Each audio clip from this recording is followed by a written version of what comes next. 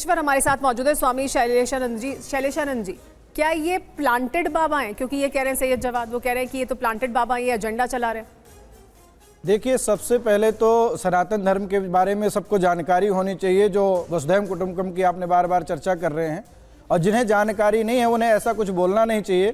क्योंकि अभी कुंभ मेले में सबने देखा कि हमारे हिंदुओं की, सनातन धर्मियों की आस्था क्या होती है, और उसके अलावा जो भी हिंदुस्तान में रह रहा है वह समस्त पशु पक्षी से लेकर के सभी हिंदू है, क्योंकि उसी विचारधारा और उसी संस्कृति को यहाँ सब लोग फॉलो करते हैं। हमारा विद्रोह है सिर्फ उन लोगों से जो अशुद्ध वृत्ति के लोग हैं, जो यहाँ किसी भी प्रकार से वैमनस्यता फैला करके राजनीतिक विद्वेष फैलाना चाहते हैं, क्योंकि उनकी मंशा नहीं है कि यहाँ भारतवर्ष में सुख शांति रहे। उन्होंने पहले भी ऐसे कट्टरपंथिता के द्वारा या किसी भी, देखिए यहाँ पहला बात मजहब धर्म कोई दूसरा है ही नहीं, एक ही धर्म है सनातन धर्म। दूसरी बात, उपासना पद्धति किसी की कोई भी हो, हम सनातन धर्म सभी की उपासना पद्धति को अपना रहे हैं। इसके अलावा यदि सनातनी हिंदू नहीं होगा तो यहाँ पर शांति संभव नहीं है। इसलिए जरूरी है कि वह सनातनी हिंदू कट्टर हो और निष्ठावान हो। जब आइडियोलॉजी की वजह से बाबा साहब भीमराव अम्बेडकर चले गए।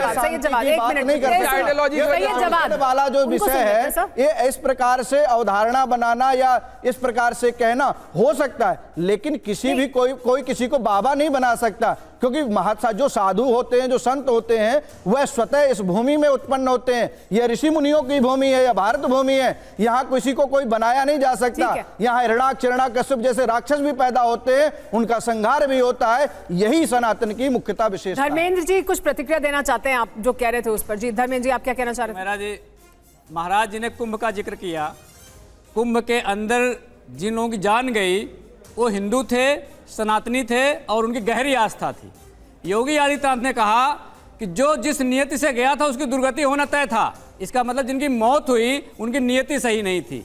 इतने बड़े सनातन विरोधी बयान देने के बाद भी कोई महामंडलेश्वर या कोई धर्मगुरु इस बात का विरोध नहीं कर पा रहा है। इसका मतलब क्या है? इसका मतलब योगी आदित्यनाथ को यह बताना पड़ेगा कि जो मौतें वहां पर हुई, क्या वो हिंदू नहीं थे, क्या वो सनातनी नहीं थे? और मौत होने के बाद आप उसके अगले दिन सनातन धर्म के शंकराचार्यों को गुमराह करके आपने हेलीकॉप्टर से फूल बरसाया। किस सनातन धर्म में मौत के बाद फूल वर्षा की जाती है, ये महामंडलेश्वर जी बता देंगे, अभी पूरे देश को बता देंगे।